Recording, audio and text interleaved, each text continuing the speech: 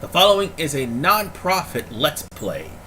Even though it does comprise of music owned by artists and all of its intellectual properties, this is of fair use. Although AdRev and Vivo will not try to abide by this. They'll put ads on the video or block it.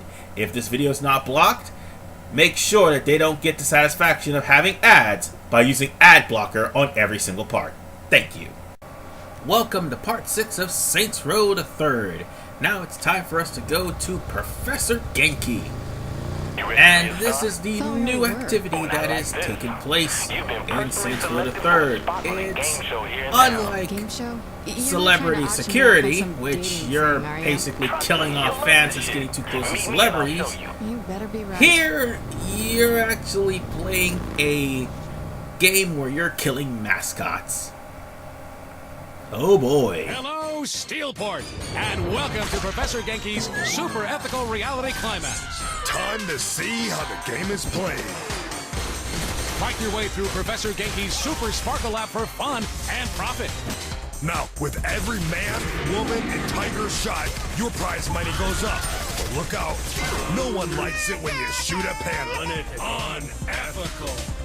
Once you've collected enough money, the door to the lab opens up and you're free to go.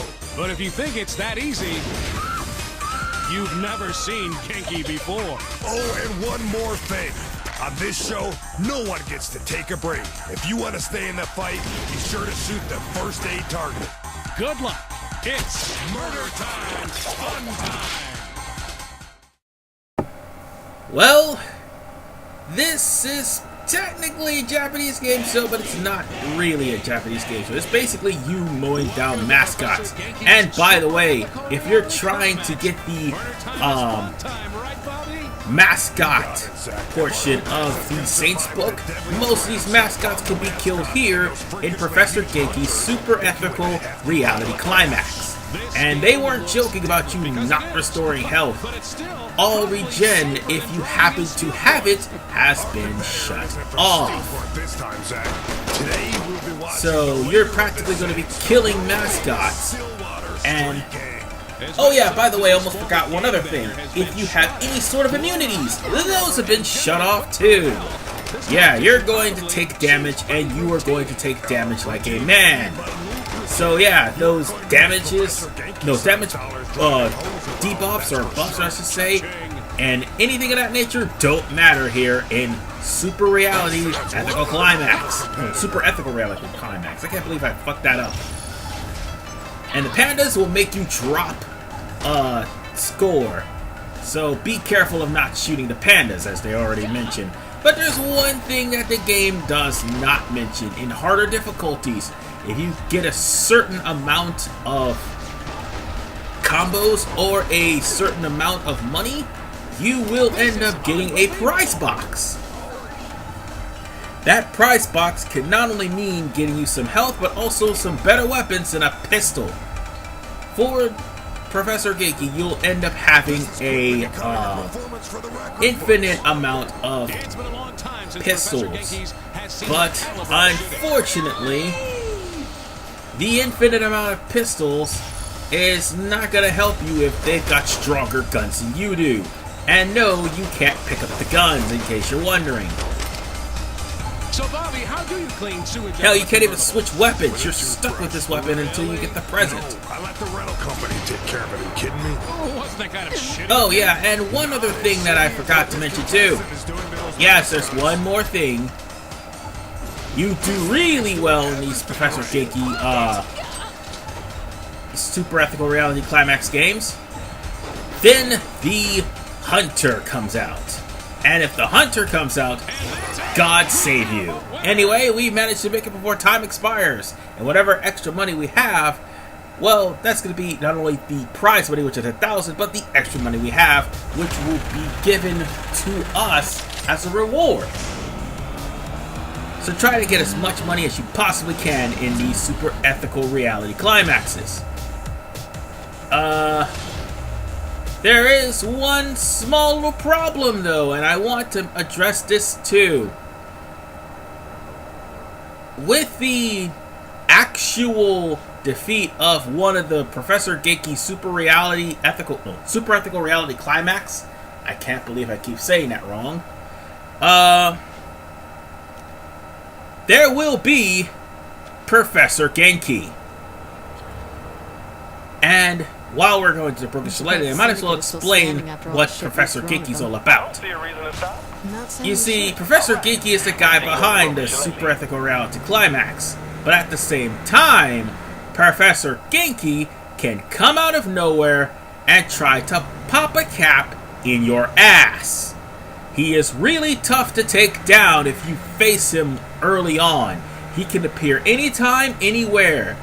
But if you have the firepower to take him down, oh, it is a blast if you take him down. Because you'll be walking away with pretty much $350,000 or more if you happen to manage to kill him. And when you do kill Professor Genki, that's going to be a lot of money in your pocket that you could use for upgrades or for anything else. So with that said, I paused for a little bit because I didn't want the recording to go over and break through cutscenes. So with that said, let's just go into the Broken Shillelagh. This doesn't seem like your kind of place, Pierce. What's the aim? Beer's cheap, and I'm the best looking motherfucker in here. Like, you may think it's time to kick back, but I'm done toying with these bastards. I want Ren and I want him now. So where is he? No idea. But 10K says he's hiding out in that big ass skyscraper. Loren's a tactician. He's not gonna hole up in a building that screams, I'm a criminal mastermind. I need something concrete. To hit up Powder. I don't have time for a stripper. No, Powder's a designer gun store downtown. I saw some of Loren's thugs talking to the owner. There's gotta be something there. Alright, let's go shopping. Now we can go and access the mission, hit the powder room. But before we do that, there are some things that need to be done first. I mean, yeah, we're going to have to get some gang territories. At least a few of them that I can find so far. One of which just so happens to be right in the street corner here. And I think they're on the docks, at least this one is. And this one is out in the wide open. Kinda wish I had some explosives. Oh wait, I do! So, oh god, I do not want to answer the cell phone. I don't want to answer the cell phone. Let's just give them a little blast from the past. Ah, there they are. And by the way, you can use this to get rid of all the Morningstar that's there. And yeah, I kind of wish I had more actual ammo for that, but I'm gonna need to upgrade the ammo count. But whatever the case, we took down a gang operation. I mean, we were forced to take down 2 during the mission with Pierce, where we were just cruising along and finding valuables and stuff like that.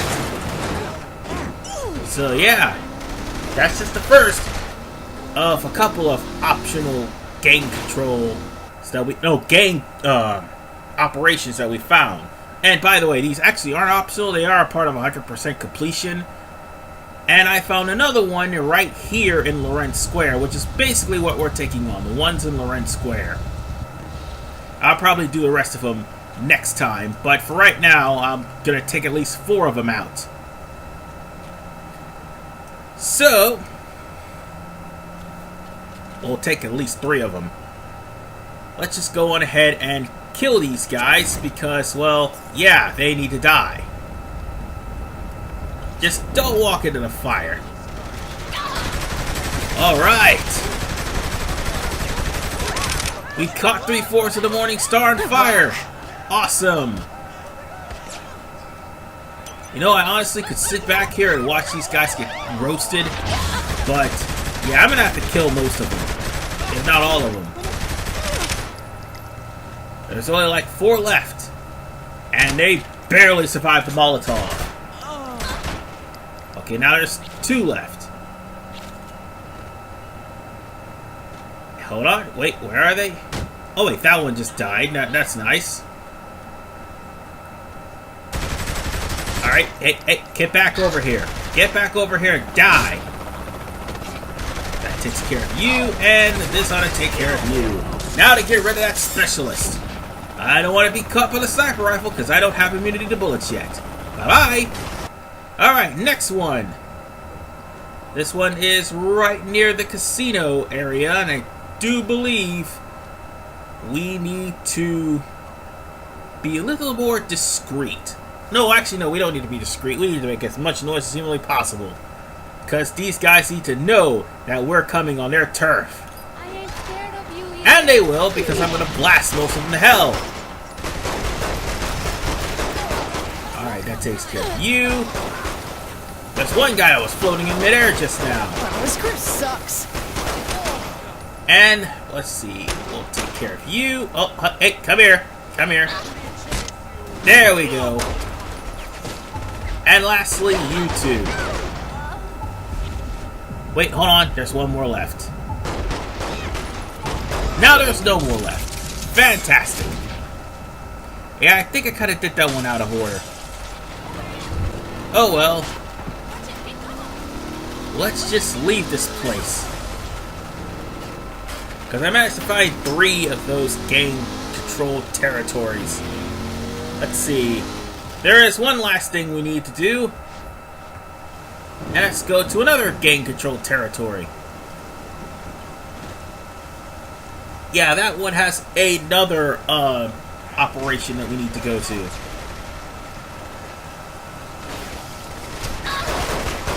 Yeah, I just gotta be careful, because also, this area has a money pallet. Money pallets are instant $1,000, and there's 25 of them in all, so you're probably gonna get 25 grand just for finding all of them. They're also a part of 100% completion. I mean, they're not sex dolls, but still. Seriously, we have to collect sex dolls. But yeah, they are a part of 100% completion. As opposed to just, you know, robbing convenience stores. Wait, robbing convenience stores was a part of 100% completion.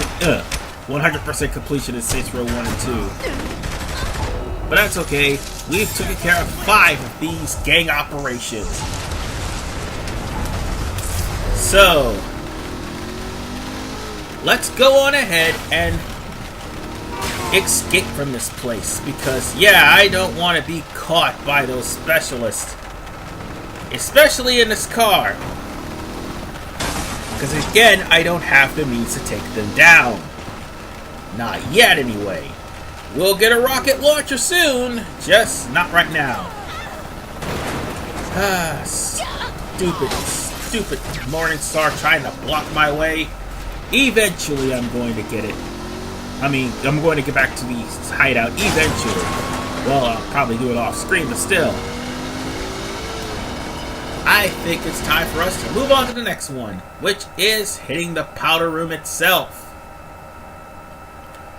So, now that we are here, at this point I changed up my outfit to gain more respect. Let's go and go to powder. Wanna go shopping? Not in the mood. That's what I'm Wanna saying. go kill a bunch of goons that work for Loren? This is like the Believe Boone's a second to gun last store in mission town named in the Wanna go Loren shopping? arc. So, yeah. You might want to try to get as much stuff done if you can. Because there are going to be some parts where it'll be locked in a multi-mission story. So, bear that in mind. Which is why I was so quick to try to get some of these collectibles and also some of the gang operations. Like, for instance, I wanted to try to get this photo shot, actually. Photo op, that's what I meant to say. And there's 20 of those in the game. And not only do you get respect, but you also get cash for them. I love action. I'd rather find a photo op because, yeah, these photo ops are bound into some sort of respect, and of course they are part of 100%. Sorry I was yawning there, but I said it was bound into some respect. But nonetheless, we're almost at powder, so it'll be a few minutes and I will stop this recording. Because, yeah, cutscene's about to happen. So, let's say hi to Powder. A lot of people with guns in there. We'll go in the back way. You don't think the back's guarded? There's like 2 punks. What about the inside, motherfucker? Put in your tampons and let's do this. And I think that's a good sign of saying that Fun Shandi is gone. And in her place, Serious Shandi. Well, that's going to be a running gag in the next game. But for right now, let's focus on this game. And yes, the boss is in her Sunday This best. wasn't one of your best ideas, huh? And You said yeah, 2 guys. Not my fault. I know what just I said. kicking ass in a Sunday dress, I suppose. It's for respect purposes. But whatever the case, we're just going to go on ahead and annihilate any members of the Morningstar that happens to be in our way. Because these guys will follow us inside. The fact that if you do happen to fight these guys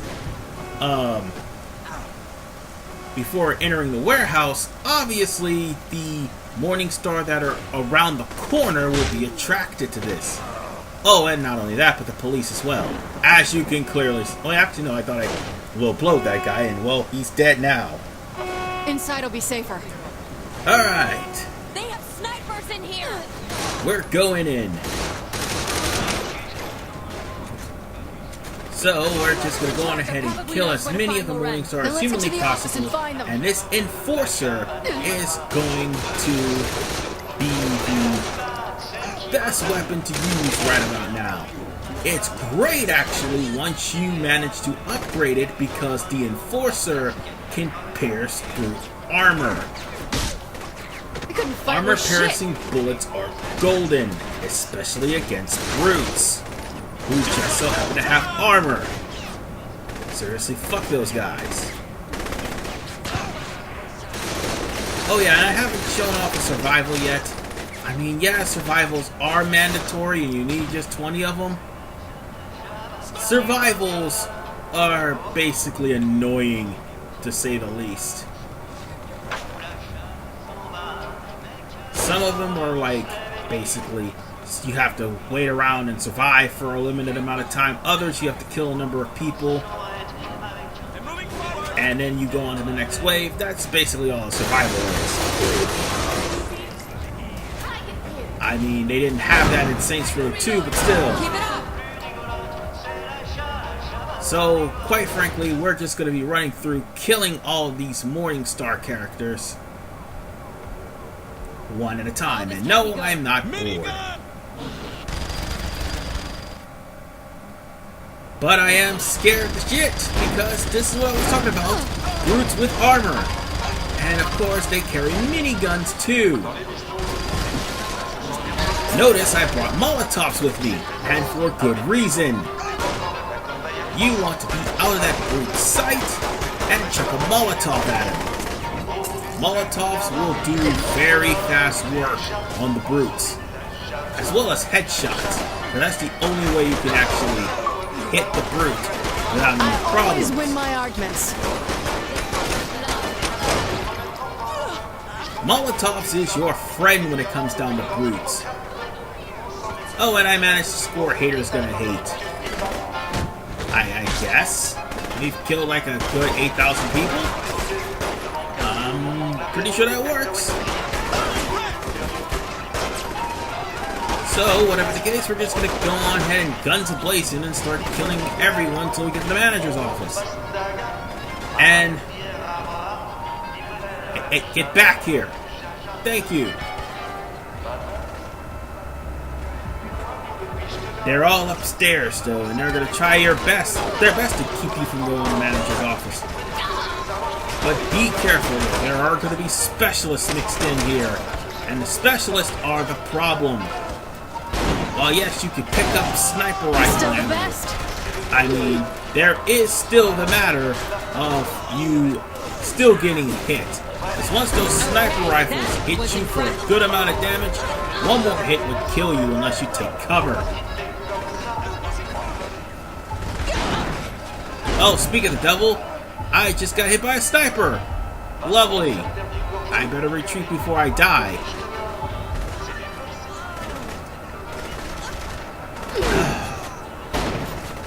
I could have figured that there's going to be a specialist around here somewhere. And the fact that this has no cover system, where everybody else can just simply take cover, you can't. Okay? That's okay.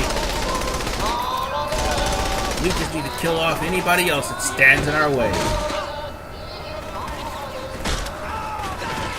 Looks like the manager went home. All of for the these day. guys over there. Computer. I'll just throw a grenade for good measure, or just Someone better buy me break a drink. through. Alright, that works too.